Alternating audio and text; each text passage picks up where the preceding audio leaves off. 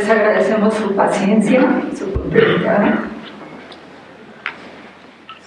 y sobre todo la ponente que tenemos en nuestra conferencia magistral por la puntualidad que llegó mucho antes que todos nosotros.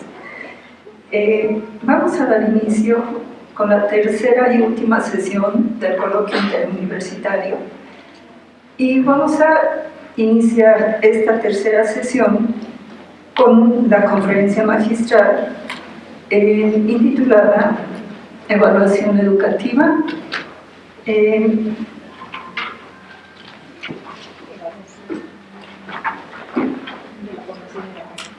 evaluación de la formación en la práctica, perdón, sí.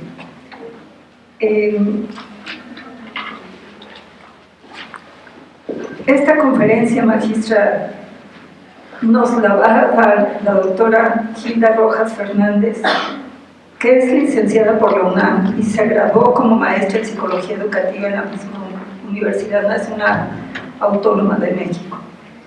Tiene un doctorado en Psicología Educacional de McGill University en Montreal, Canadá. Ha sido académica de la UNAM desde hace más de 30 años, realizando investigación, diseñando y impartiendo cursos de formación de profesores en la UNAM y otras instituciones educativas. Ha impartido diversos cursos curriculares en la Facultad de Psicología, entre ellos relacionados con temas como evaluación educativa, evaluación en psicología de la educación, diseño y evaluación educativos, en fin, muchísimos otros más. Es experta en evaluación educacional y diseño de material de autoinstrucción y sus líneas de investigación son estudiantes en riesgo, las TIC y las tecnologías del aprendizaje y el conocimiento, evaluación educacional, diseño de la instrucción presencial y mediada por TICs, y actualmente es investigadora titular A de tiempo completo definitiva en la Facultad de Psicología y conduce el proyecto Estudiante en Riesgo, dentro del cual se ha desarrollado un sistema de diagnóstico y apoyo para los estudiantes en riesgo, que cuenta con un subdominio de la UNAM y se encuentra en etapa de prueba. Algunas de sus publicaciones en UNAM CONACYT, Dirección General de Evaluación Educativa, UNAM, Novedades Educativas, en fin. Esto es solamente una semblanza curricular, pero la doctora tiene una amplia trayectoria y mucha experiencia en el campo. Le cedo la palabra a la doctora Hilda Rojas. Te escuchamos. Gracias.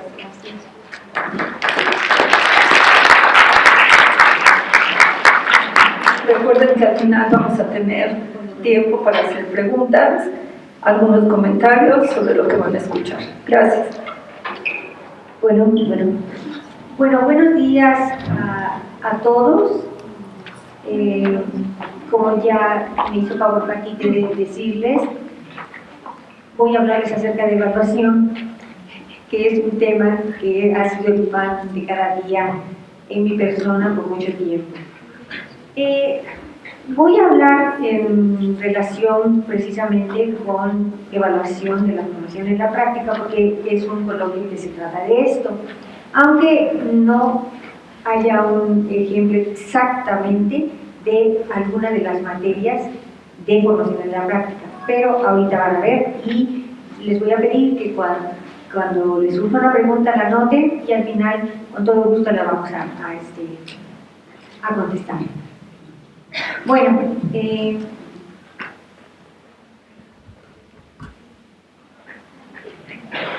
ustedes, no sé de qué semestre sean ustedes, pero a partir del quinto semestre pueden estar en escenarios de práctica para poner justamente en práctica todo aquello que aprendieron en las aulas, ¿no?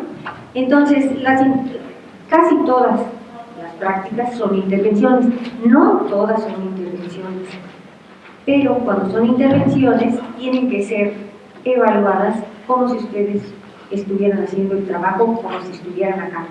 Por eso decimos que las intervenciones en los escenarios de práctica han sido planeadas para la aplicación del conocimiento aprendido en el entorno escolar y son la prueba de fuego de la formación alcanzada en las aulas. Todo lo que los maestros les platicamos en las aulas tenemos que comprobarlo. Y ahí es justamente cuando nosotros vamos a saber qué tanto conocemos la materia y qué tanto somos capaces de ponerla en práctica. Los escenarios de práctica corresponden a las ramas de la psicología, por lo tanto contamos con escenarios escolares, hospitalarios, de servicios a la comunidad, algunos trabajan en empresas y otros.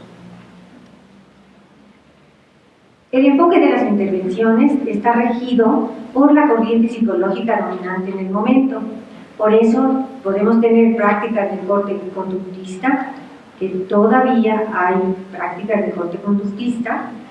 Tenemos prácticas de corte cognitivo, en donde hacen intervenciones los alumnos, poniendo justamente programas de aprendizaje que no puedo decir corrigen, pero sí complementan la labor del profesor, y justamente por eso tenemos algunas rivalidades con los profesores. Y tenemos prácticas también de corte constructivista. El contenido de las prácticas necesariamente es de naturaleza procedimental. Ustedes deben de saber que con las fines de enseñanza hemos dividido el contenido en teórico y práctico o declarativo y procedimental. Y la aproximación a su enseñanza puede ser por objetivos, por competencias, por enseñanza modular o cualquiera otra. Supuestamente nosotros tenemos en la Facultad de Psicología un programa por competencias, pero vamos a comentar acerca de eso. Si nuestro programa es por objetivos, tenemos primero que identificar o formular los objetivos complejos que correspondan a las habilidades que los estudiantes pondrán en práctica en el escenario.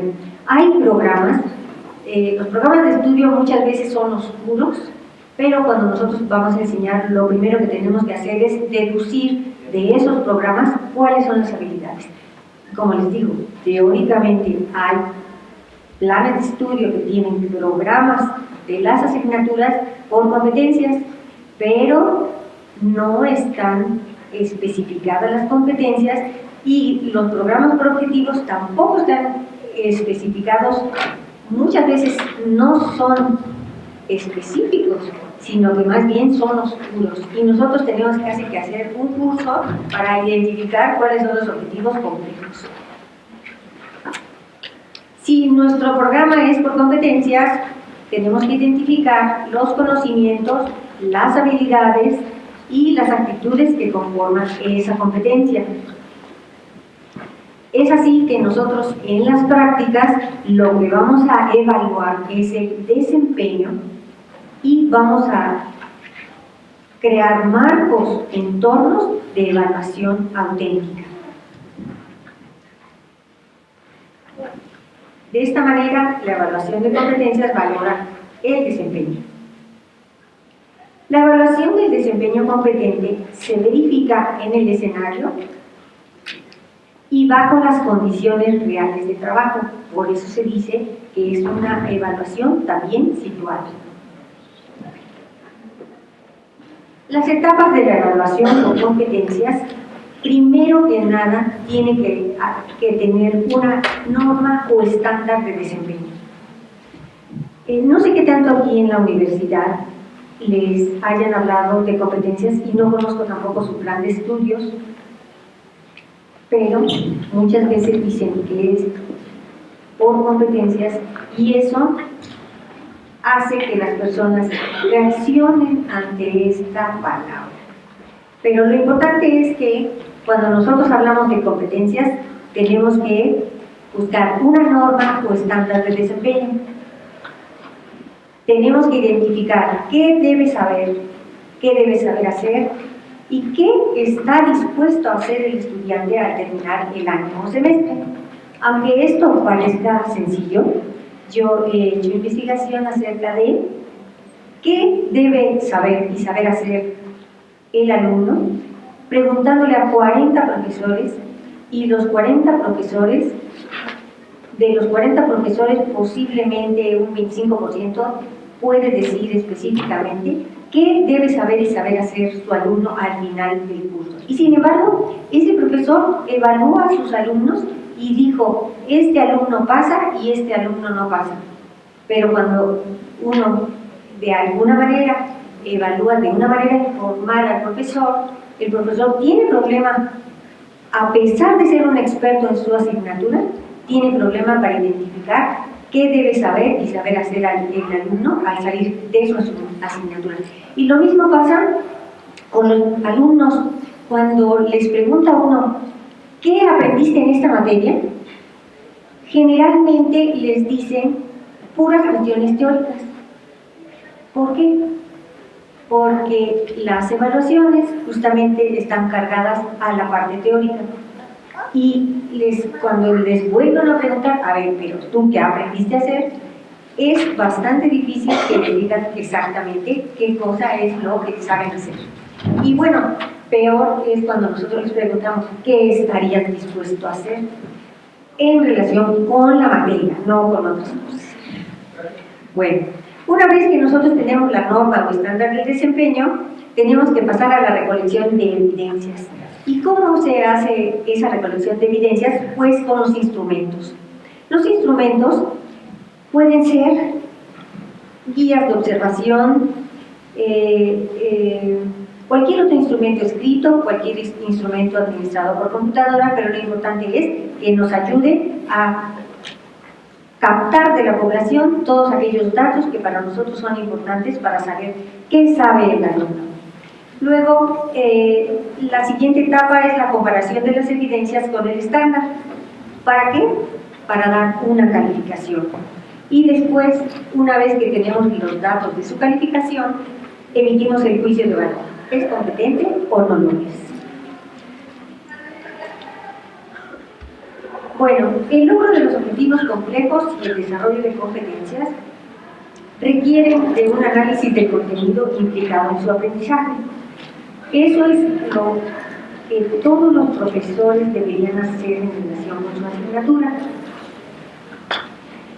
Cuando nosotros tenemos nuestro programa, lo primero que deberíamos de hacer es un análisis de las competencias o de los objetivos complejos que van a lograr, que pretendemos que logren o alcancen nuestros alumnos. ¿Y qué es lo que tenemos que hacer? Un análisis. Cuando yo he trabajado con los profesores de química, he llegado a tener ejemplos como este. Lo primero que tenemos que hacer es identificar el nombre de la competencia o de la habilidad compleja. Si no les gusta la palabra competencia, la palabra habilidad compleja es muy importante, pero tenemos que identificar el nombre. ¿Y por qué es importante poner el nombre? Porque justamente el nombre es lo que ayuda a que nosotros archivemos el conocimiento. Cuando nosotros conocemos el nombre del archivo, es mucho más fácil recuperarlo, ¿no es cierto? Si no sabemos el nombre, es difícil recuperarlo. Entonces, en este ejemplo, un profesor de química trabajó con la competencia que se llama experimentación en el laboratorio de química para demostrar las transformaciones de la energía. La descripción de la competencia dice: es una conducción de experimentos en el laboratorio para demostrar las transformaciones de la energía en sus diferentes modalidades. Esta competencia tiene además subcompetencias, pero no las pude poner aquí porque eran bastantes.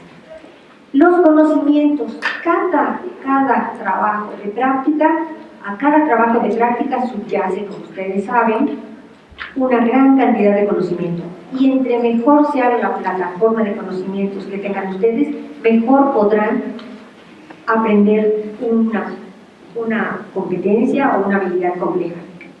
O sea, no es tan malo ser erudito, es malo ser solamente erudito. Los conocimientos que subyacen a esta competencia son los conceptos de energía, tipos de energía y sus transformaciones, leyes de conservación de la energía, estados de agregación de la materia, elementos compuestos y mezcla. Y el componente actitudinal de esta competencia es la disposición para conducir los experimentos con responsabilidad y respeto a las reglas de seguridad. Esta parte de las competencias son de las cosas menos trabajadas, pero tienen que ver con la forma en la que se conduce el alumno durante la práctica. Y eso, para nosotros, cuando nosotros llevamos a los alumnos a los escenarios de práctica, son fundamentales, empezando desde la puntualidad. Imagínense, hay alumnos que no llegan temprano a las prácticas. ¿Eso qué es lo que nos dice? Que no tiene una buena disposición para participar en las prácticas y para aprender las habilidades. Bueno, entonces cuando hablamos de las habilidades complejas, tenemos que hacer un análisis. ¿Por qué tenemos que hacer ese análisis? Porque cuando nosotros enseñamos, tenemos que identificar cada una de las partes que conforman esa habilidad compleja. Una competencia es una habilidad compleja, pero si ustedes no quieren hablar de competencias, hablan de habilidades complejas y también tienen que hacer un análisis de contenido. Entonces tenemos aquí una habilidad compleja que además aquí le falta el título, que se llama una exposición. ¿Cómo exponer? La habilidad es una habilidad de exposición. Entonces, lo que tenemos que hacer nosotros, primero que nada, es identificar los pasos de esa habilidad. Y esto les sirve a todos, y se los doy a mis alumnos, porque es una habilidad compleja que les va a servir para toda la vida. Una de las 10 habilidades, bueno, a veces son 10 y a veces tiene otro número de las habilidades para la vida de la UNESCO, tiene que ver con las capacidades de comunicación. Y entonces una forma de capacidades para la comunicación es cuando nosotros nos piden exponer un tema en clase, ¿sí? Y entonces la persona que hizo este análisis dice, lo primero es saludar a sus compañeros y al profesor. Le pondera como 1 y le da un puntaje de 1. Luego, decir el nombre del tema a exponer. Enseguida, enuncia el título de los subtemas que abordará. Después, explica brevemente cada subtema. Bueno, esto de brevemente a lo mejor lo puede hacer más prolijamente. Después, relaciona los temas dando varios ejemplos según lo expuesto. Debe usar amplio vocabulario, utilizando sinónimos durante la exposición. Mantener un tono de voz alto durante la exposición. Tener una postura corporal adecuada que refleje seguridad y relajación durante la exposición. Debe establecer contacto visual con todos durante la exposición. Debe utilizar recursos tecnológicos, concluir y reflexionar de manera clara y sencilla, agradeciendo la atención recibida. Debe aclarar dudas de compañeros y profesor. Ustedes recuerdan que han hecho todo esto en una exposición que les ha tocado, ¿sí? Todo lo han hecho, entonces tienen 26 puntos, por lo tanto tienen una calificación de 10. Bueno, entonces tenemos nuestro análisis por un lado y después tenemos los instrumentos para la copia de información. Tenemos que tener una rúbrica, una lista de verificación, una lista de cotejo o cualquier otro instrumento o una guía de observación que nos permita a nosotros puntear más bien anotar en cada uno de los puntos el puntaje que le asignamos a la persona y decidir si realmente es competente. Y aquí tenemos una... Ay, no se ve nada, ¿verdad? Es una rúbrica de ese análisis que hicimos. Y entonces tenemos esa rúbrica en donde tenemos los aspectos a evaluar. Tenemos los aspectos a evaluar en la parte de aquí, en la primera columna, y en la otra entrada tenemos los puntajes que nosotros le podríamos dar. Esto no es nada nuevo para ustedes. Cualquiera hace rúbricas, pero la mayoría de las rúbricas carece de un análisis del contenido, ¿sí? Y ese análisis de contenido es el que les va a permitir incluir todo lo valioso de esa habilidad compleja. Y por otro lado, ¿ustedes de dónde creen que sale regular y mal? Pues sale del análisis de errores. El análisis de errores se puede hacer solamente por medio de la experiencia. ¿Por qué? Porque una persona que no conoce la habilidad compleja puesta en práctica por otras personas no sabe en dónde va a tropezar. Entonces, las partes negativas de las rúbricas deben estar basadas en el análisis de los errores. Y eso es algo que solo las personas experimentadas pueden hacer. Bueno, con base en todo esto, yo pedía la búsqueda de un protocolo para evaluar las prácticas y no encontré poco, realmente poco, en relación a cómo los evalúan a ustedes en las prácticas y cómo nosotros vamos a evaluar las prácticas. Hay un enfoque que habla de que nosotros podemos tener alumnos, en un escenario podemos tener alumnos de quinto, sexto, séptimo y octavo semestres. ¿Ustedes creen que nosotros, teniendo alumnos del quinto, sexto, séptimo y octavo semestres, podemos hacer una evaluación correcta en relación con las habilidades adquiridas durante el trabajo en el escenario? ¿Qué tendríamos que hacer? Tenemos que tener 4 protocolos para 4 niveles con 4 rúbricas, ¿no es cierto? Porque tenemos 4 niveles que nosotros tenemos que calificar. Entonces, yo no he visto que las personas que aceptan que estos alumnos de varios niveles las hagan. Y entonces, ¿qué cosa es lo que está sucediendo? Que hay una heterogeneidad de conocimientos en los alumnos que ingresan. Entonces, creo que el trabajo que falta por hacer es hacer protocolos de evaluación, pero además protocolos ajustables a los niveles de los alumnos y a los tipos de materias, asignaturas cuyas habilidades van a dominar supuestamente al salir. Entonces, yo me di a la tarea de hacer una propuesta de un protocolo de evaluación de la práctica para que opinen sobre ello. Entonces, un protocolo de evaluación de una competencia o de una habilidad compleja debería tener varias columnas.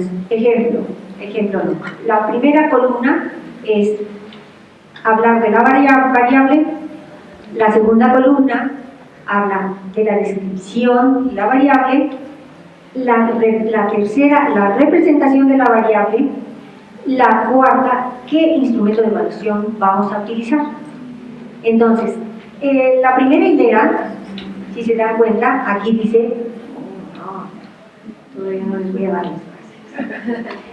En la segunda hilera, solamente tenemos la variable competencia o habilidad compleja.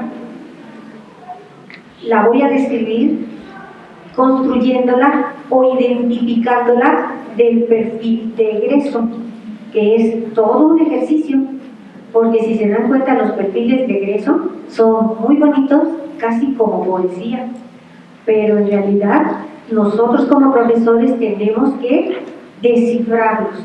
¿Y cómo los desciframos? Identificando las habilidades complejas, porque los perfiles de egreso hablan de habilidades complejas, y si no hablan de habilidades complejas se están perdiendo en un montón de datos, conocimientos que no forman parte directamente y que ya están implicados en la descripción de la habilidad compleja. Entonces, tenemos que describirlas a partir del perfil de egreso. Bueno, y entonces, siguiendo con la variable que se llama competencia o habilidad compleja, tenemos que identificar los requisitos de contenido teórico. Para esto, tenemos que elaborar inventarios de contenido y estos representarlos en arborizaciones, mapas conceptuales, mapas mentales, pueden poner diagramas, no de flujo, sino diagramas, no me acuerdo ahorita cómo se llaman. Pueden usar incluso diagramas de Venn, les sirven para representar ese conocimiento teórico, ese conocimiento conceptual que va a subyacer en la práctica. Y nuestro instrumento se llama representaciones del conocimiento. Por lo que seguimos en la columna variable, pasamos de los requisitos del contenido teórico al análisis de la habilidad de una ejecución experta. Esto que aparentemente es fácil, analizar una ejecución experta se tiene que hacer con base justamente en un experto. ¿Y qué cosa es lo que hacemos? Observar al experto y preguntar al experto, decir, ya ustedes deben de saber cuáles son los protocolos protocolos en voz alta acerca de cada uno de los pasos que tiene que llevar a cabo para exhibir la habilidad. Esto nosotros lo describimos en una secuencia de operaciones y esa secuencia de operaciones la representamos en un diagrama de flujo. Ya me quiero ir. Y luego, nuestro instrumento de evaluación son las listas de verificación, escalas de calificación, las rúbricas o todo aquel instrumento en donde nosotros podamos registrar la exhibición de la ejecución, o sea, de la ejecución o el desempeño. Y hablando de competencias, como aquí la variable es competencia, hablamos de tenemos que analizar las actitudes, pero también tenemos que ver nuestros perfiles de egreso, construirlos o identificarlos, las actitudes, y la actitud no la podemos representar. ¿Ustedes han visto la representación de una actitud? No, ¿verdad? Entonces no tenemos forma de representarla. Pero sí podríamos poner caritas, aunque no parezca que no. Sería una representación que parece de chiste, pero no lo es, porque en realidad las actitudes no las podemos ver y no las podemos representar. Incluso el contenido teórico tampoco lo podemos representar, y sin embargo el lenguaje nos permite representarlo físicamente, pero la actitud no. Entonces no tenemos en la columna de representación no podemos llenarla representando una actitud. Y el instrumento de evaluación que nosotros vamos a utilizar es una escala de apreciación. Esta parte de las actitudes son de las cosas más difíciles de evaluar, y que además, fíjense qué chistoso, no tenemos en los formatos para evaluar, nosotros no tenemos una forma de decir que un alumno tiene una buena actitud y darle puntos, o una mala actitud y quitarle puntos. Eso es una parte que ha estado como descuidada, y creo que es una buena parte de la instrucción que muchas veces determina el éxito o el fracaso de un curso. Entonces, lo que nosotros nos queda es una escala de precisión, pero lo chistoso es que nosotros no podemos dar puntos o quitar puntos por eso, y sí deberíamos de hacerlo. Vamos a hacer entonces un instrumento que nos permita, o más bien, vamos a hacer en los protocolos de evaluación una parte que se refiera a la actitud de la persona, porque eso va a determinar de la calidad del trabajo durante el aprendizaje y la evaluación de la ejecución externa. Bueno, Con esto termino con esta propuesta de protocolo de evaluación de las competencias y esto sí lo voy a aprobar, lo voy a aprobar porque en realidad es una parte muy importante de la evaluación del contenido procedimental, es una buena parte de lo que es el ejercicio de cualquier psicólogo formado, bueno, psicólogo o cualquier otro especialista, sea de ciencias sociales o de ciencias exactas o naturales. Bueno, ahora sí, muchas gracias por su atención. Cualquier pregunta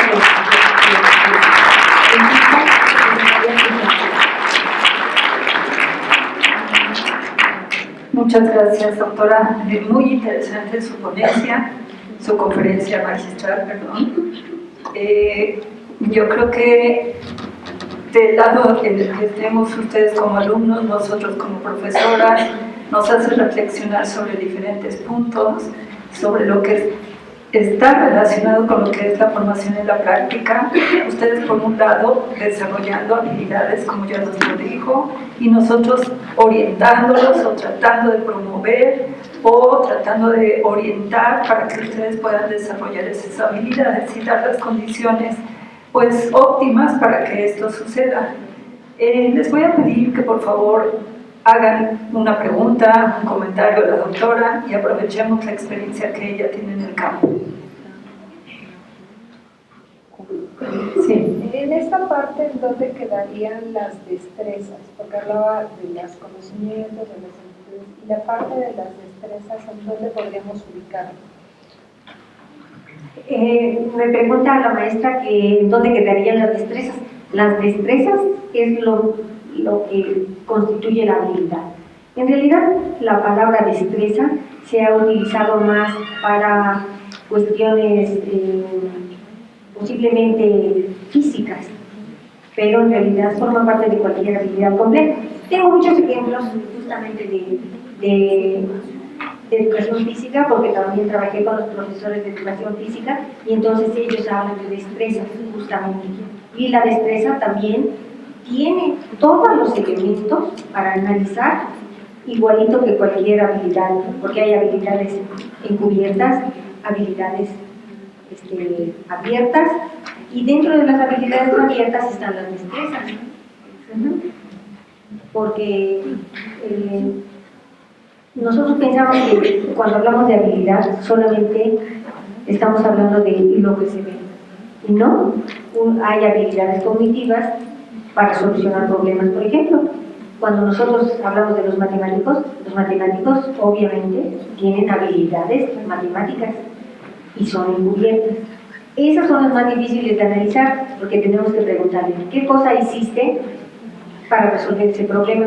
Entonces tenemos que pedirle que nos diga en voz alta cuáles fueron los pasos por los cuales tuvo que pasar para resolver el problema. Y es una habilidad encubierta. Las destrezas casi siempre tienen que ver con lo físico. ¿Y esas habilidades encubiertas se analizarían igual? Igualito. Se analizan igual. Se analizan igual porque todas las destrezas tienen una plataforma de conocimientos para realizarse. Por ejemplo, los atletas. Un esgrimista tiene que saber teóricamente cómo tomar el arma. Tiene que saber cómo pararse para no lesionarse. Tiene que saber cuáles músculos mover para que su movimiento sea totalmente eficaz.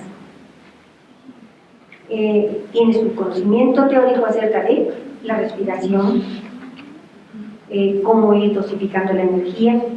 Todos esos son conocimientos teóricos que subyacen a la ejecución, a la exhibición de la destreza. Todo se puede analizar, todas las destrezas se pueden analizar. ¿Tiene alguien alguna pregunta? Doctora Linda, usted hace un ratito comentó sobre la escala de apreciación por actitudes. ¿Me puede poner un ejemplo de cómo se puede hacer, digamos, esta escala de apreciación? Las escalas de apreciación tienen que ver con la observación. Entonces, tú puedes hacer escalas gráficas en donde pones un continuo que va de lo más favorable a lo menos favorable, ¿no? Y entonces decides cuáles son los puntos intermedios. Cuando tú quieres identificar si tiene una actitud favorable, generalmente, ¿qué cosa es la actitud? La actitud tiene que ver incluso con las posturas. Cuando tú ves a un alumno que está tirado en la silla, tu apreciación, ¿cuál sería? ¿Interesado? No interesado. Parcialmente interesado, muy interesado, hasta donde sea lo mayor, ¿sí? Entonces, la apreciación justamente tiene que ver con eso. Es igualito que estuvieras juzgando la ejecución de un buen clavado o un mal clavado, ¿sí? Buenos días. Nosotros nosotros somos de aquí, venimos del Centro Universitario Tlacaele, de Campus Chimalhuacán. Nosotros somos psicopedagogos y ese mismo método lo ocupa el psicopedagogo que el pedagogo. Bueno, su carrera se llama psicopedagogía. Ajá, sí. Pues es que ahí les juntaron dos disciplinas. Entonces, de hecho, los instrumentos a lo mejor fueron creados en algún campo, como por ejemplo la psicología, porque la evaluación de nosotros, o sea, más bien el individuo evaluado por otros, nació, hasta donde yo entiendo, de la psicología, no de los pedagogos. Yo siempre hago una distinción que a mí no sé qué tan cierta sea, pero creo que a mí me ha funcionado. Los pedagogos se enfocan mucho más a cómo se enseñan, y los psicólogos lo que tratamos de desentrañar es cómo se aprende, ¿no? Pero cómo se aprende dentro, de manera encubierta. Por eso son importantes todos estos análisis, porque nosotros estamos viendo qué pasa. Queremos representar de manera tangible lo que pasa en el intelecto, pero representarlo físicamente en blanco y negro. Y los pedagogos lo que hacen es analizar todas las formas en que nos podemos aproximar al sujeto para tratar de que aprendan. Eso que estoy diciendo me lo pueden rebatir, porque ahora en pedagogía ya tienen una materia que se llama, ya no me acuerdo ahorita cómo se llama, pero tiene que ver con la parte psicofisiológica del aprendizaje. O sea, ya la misma pedagogía está tomando de la psicología sus métodos de enseñanza, más bien sus métodos de investigación, y los resultados de la investigación fisiológica incluso ya lo está incorporando a la pedagogía. O sea, es que la psicología y la pedagogía van de la mano, y aunque hemos sido rivales durante tanto tiempo, creo que ahora vamos a ser más que hermanos. Porque la verdad no hay, por ejemplo, tú como pedagoga no te podrías negar a un buen método psicológico, y los psicólogos no podemos negarnos a un buen método pedagógico. Pero sí, dime. Bueno, ¿Pero qué? sería que nosotros como psicopedagogos ya sería como que basarnos en los enfoques para poder ya meter, como usted lo dice, psicología y pedagogía, para poder ubicar al individuo como que en qué estatus está hablando cognitivamente, y ya con base al enfoque que nosotros de los que hemos visto ya sería manejarlo de esa manera, ya sea conductista, humanista, todo ese tipo de enfoques, ¿no? Es más o menos eso, ¿no?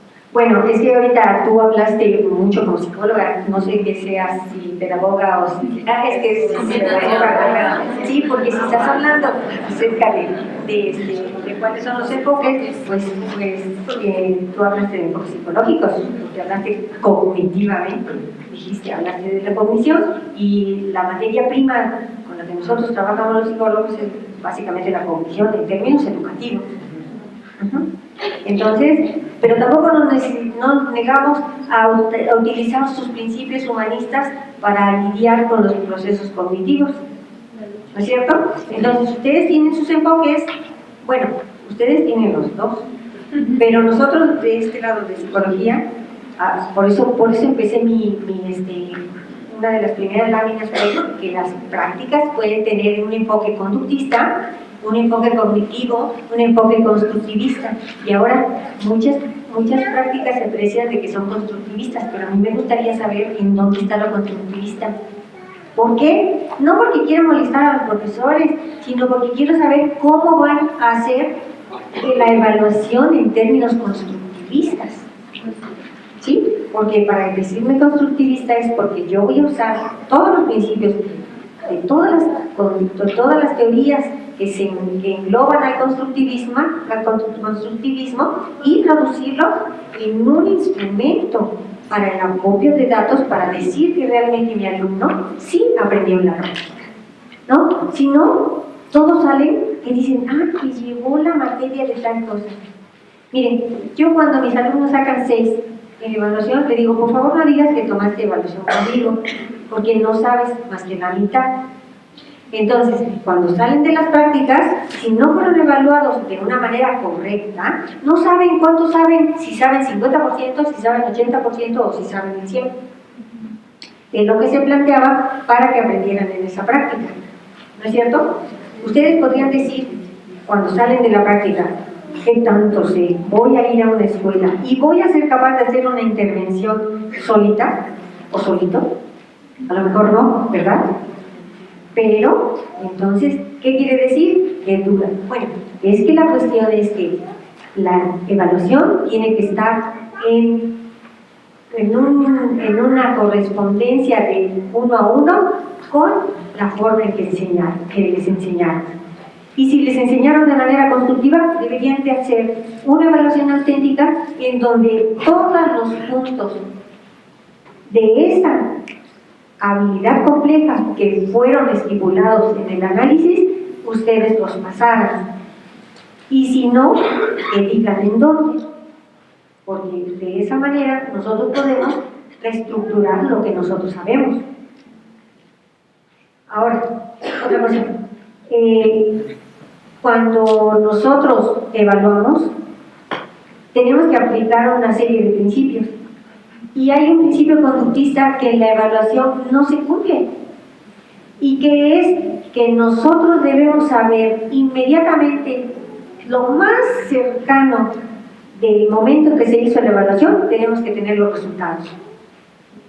¿Eso ustedes lo han tenido en la formación en la práctica? Generalmente no.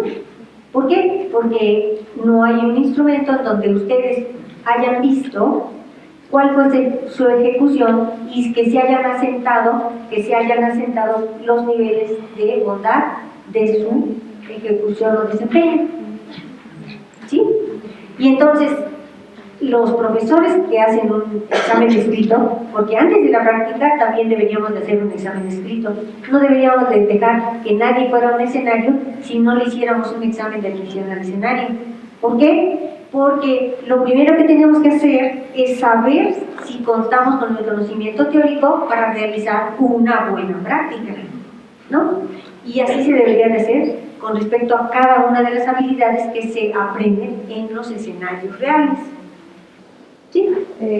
Un ejemplo, bueno, en nuestra institución, al terminar cada semestre nos mandan a prácticas, como usted decía, de lo que hemos visto en este semestre nos mandan a práctica. ¿Usted cree correcto esta parte? Porque nos tendríamos que esperar incluso hasta finalizar. Nosotros, a terminar cada semestre, lo que vimos nos vamos a práctica. Después, ya sé que es el servicio que lo va dentro de ahí. ¿Ve usted preferible que realmente se haga la práctica, así como va el semestre? Sí, yo no estoy en contra de que los alumnos entren en quinto semestre a las prácticas, no. Yo lo que dije es que los alumnos no deberían de ser evaluados igual si son de diferentes niveles. Lo que hay que tener cuidado, y es lo que tenemos que hacer los profesores, es que si tú, alumna de quinto semestre, vas a participar en la intervención, solo vas a poder hacer ciertas partes de la intervención porque no estás fogueada. Y entonces te voy a aplicar instrumentos de acopio de datos que hablen exactamente de las mini habilidades que corresponden a que van a alimentar al perfil de egreso, pero en una parte. Pero tiene que haber un instrumento para decir, tú eres capaz de hacer esta parte de la intervención. Sí, generalmente son las últimas partes. Y eso es un principio conductista. Para que veas, aunque queramos negarlo, el conductismo sigue y parece que sí. Como usted decía, ¿no? Que la pedagogía y la psicología estaban agarrados, creo que nosotros somos un claro ejemplo de esta carrera porque somos psicopedagogos y como dije, estamos viendo esa parte de la psicología, la pedagogía y cómo se unen estas partes para estar en el aula. Así es que lo que pasa es que el humano no se puede dividir. Las disciplinas se han hecho para estudiar las partes de la humanidad. Digo la humanidad como ser humano, ¿no? Y entonces son, ¿cómo se dice? Divisiones artificiales, pero que nos sirven para comprender lo que nosotros queremos aprender y enseñar. ¿Alguna otra pregunta, comentario? Podemos ver aquí la inquietud que ya están manifestando ustedes y la importancia de tener conocimiento sobre las habilidades que deben de desarrollar ustedes desde lo que es la formación profesional, que es en la práctica. Es importante que hacer conciencia de que no están cursando solamente una asignatura para obtener una calificación o ir acumulando créditos, sino que se están formando, como dice la doctora, poco a poco con sus competencias o sus habilidades, si las podríamos llamar así, para poder llegar a lograr ese perfil de egreso que se espera desde la carrera de psicología, pedagogía, psicopedagogía, etcétera, pero que es importante que ustedes conozcan qué habilidades deben de desarrollar semestre por semestre y que estén en concordancia con lo que la profesora que les imparte la asignatura pues también lo conozca, se los transmita con claridad para que ustedes puedan asegurarse al final de ese semestre si las adquirieron o no. Eso es lo importante, no una calificación. Así es, y muchos, no sé si muchos o varios de ustedes van a ser docentes. Entonces, acuérdense muy bien de que aquello que vayan a enseñar realmente lo vayan a evaluar, pero de una manera sistemática. Como no hacen preguntas, yo les voy a hacer una pregunta. ¿Qué es un diagrama de Venn? No sé si lo... ¿De qué? Ven. Venn. ¿Qué es? Sí, el diagrama de Venn es un diagrama de características que al unirse pues identifican las características en común de los elementos. Sí, es que es para representar conjuntos. Ajá, si ustedes aprendieron, y sí deben haber aprendido ustedes teoría de conjuntos, porque fíjense, a nosotros no nos enseñaron, bueno, a mí no me enseñaron por teoría de conjuntos, pero a ustedes sí les enseñaron teoría de conjuntos, y los conjuntos se representan, fíjense, se representan físicamente por un diagrama de Venn. Y son buenos los diagramas de Venn porque justamente ahí se puede ver cómo los contenidos de una habilidad se intersecan y pueden hacer habilidades que comparten conocimientos, pero que no se vaya. Podemos enseñar un conocimiento que esté presente en varias habilidades, ¿sí? Y entonces eso es lo que es buena pregunta de la maestra Palma. Bueno, ¿tienen alguna otra pregunta? Me parece que allá queríamos. ¿No querías preguntar? Ahora preguntas. Doctora, ¿qué opina de la autoevaluación, coevaluación, ya que estamos hablando aquí del desarrollo de diferentes habilidades? Bueno. Primero voy a decir cuáles son para qué sirve una autoevaluación, para qué sirve la coevaluación y cuál otra. Coevaluación. La coevaluación, me parece que dijiste tres. Bueno, la autoevaluación ¿Qué cosa es la autoevaluación?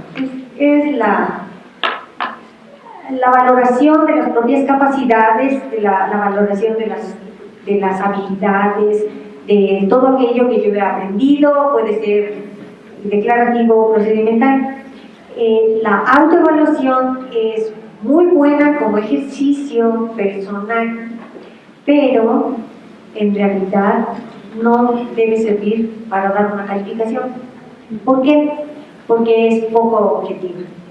Y nosotros lo que intentamos con la evaluación es hacerla lo más objetiva posible. Y si hay algo subjetivo, porque el mismo sujeto lo está haciendo, es darse una propia calificación. O sea, es buena como un ejercicio de metacognición, pero no como un ejercicio de evaluación. Ahora, la coevaluación puede ser, bueno, la coevaluación sería evaluar el profesor junto con los alumnos, pero en realidad, ¿qué tanto pueden evaluar los alumnos comparado con lo que puede evaluar el profesor? Pues obviamente el profesor es un experto en la materia, debería de serlo, y el alumno no lo es. Tenemos que hacer entonces una selección de los contenidos que podrían coevaluarse, pero hay otros que no. Imagínense que en una coevaluación evaluáramos cuáles son las capacidades de un piloto. Si el piloto tiene un gran ego, pues se va a evaluar muy bien.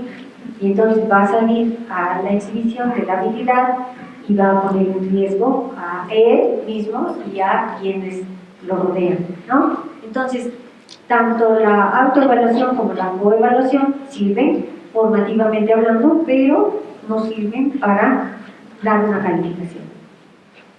Sí, muchas gracias, totalmente de acuerdo. ¿Alguna otra pregunta? Bueno, pues agradecemos a la doctora su conferencia.